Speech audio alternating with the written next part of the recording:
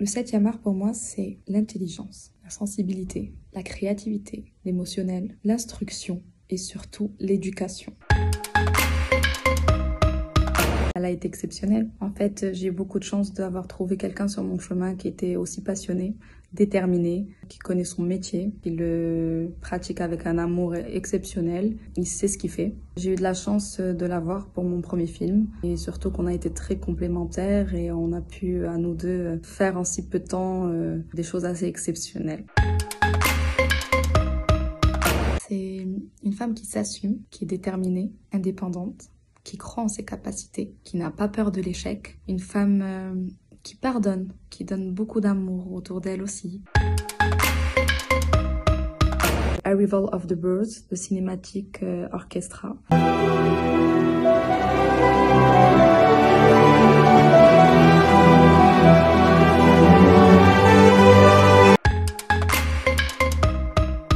Pour ne pas vous cacher, j'ai pas très envie de donner mon avis sur ce sujet que je trouve très sensible parce qu'aujourd'hui il y a beaucoup de débats par rapport à ça. Mais forcément oui, je suis de ce milieu-là. J'aimerais bien que les gens puissent continuer à travailler et à pouvoir développer leurs projets et que notre secteur ne soit pas forcément touché. Mais ce que je veux surtout dire, il ne faut pas se laisser aller et ne pas avoir des frayeurs parce que tout est possible. Regardez, j'en suis la preuve vivante où j'ai pu tourner un long métrage dans ces conditions-là et on a réussi. C'était pas facile, mais on l'a fait et on l'a fait avec une très très belle énergie, persévérance, détermination, c'est ce que je dis depuis le début. La question pour une grande gourmande, donc on va dire un mélange des deux. J'achète toujours un sucré et un salé. 24 heures chrono. Vraiment, c'était la première série réellement d'action qui était assez exceptionnelle, qui était super bien faite. Donc je suis restée enfermée à regarder saison après saison. À ce moment précis, des terroristes menacent d'assassiner un candidat à la présidence.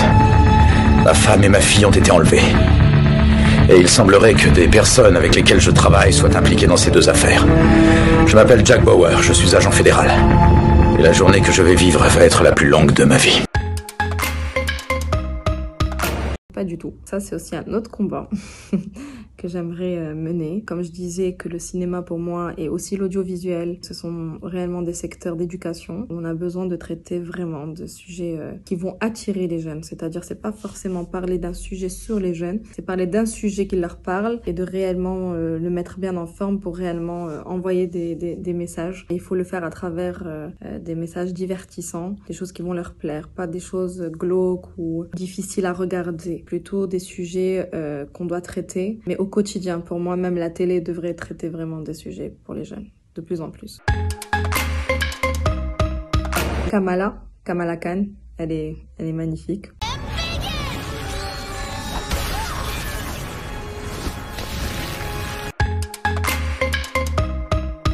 Life is a bitch, then you die. Non, je rigole, c'est plutôt le contraire. J'adore une citation de Victor Hugo qui dit « Le plus grand ennui, c'est d'exister sans vivre ». C'est une citation que j'aime beaucoup et il faut vivre, il faut vraiment faire ce qu'on aime. C'est ce qui est très très important. Et pour toutes les personnes qui sont dans notre secteur d'activité, battez-vous, soyez créatifs, ne lâchez pas. Je pense qu'on va y arriver parce qu'il y a une jeunesse assez exceptionnelle et j'en suis sûre qu'on va y arriver tous ensemble. Il faut rester, comme je disais, vraiment déterminé et avoir de la persévérance et de la passion et beaucoup d'amour et travailler, ça porte ses fruits. Donc courage à tous et bon courage aussi pour cette pandémie et je dis merci aussi au CLAP de m'avoir contacté pour faire cette interview. À très bientôt.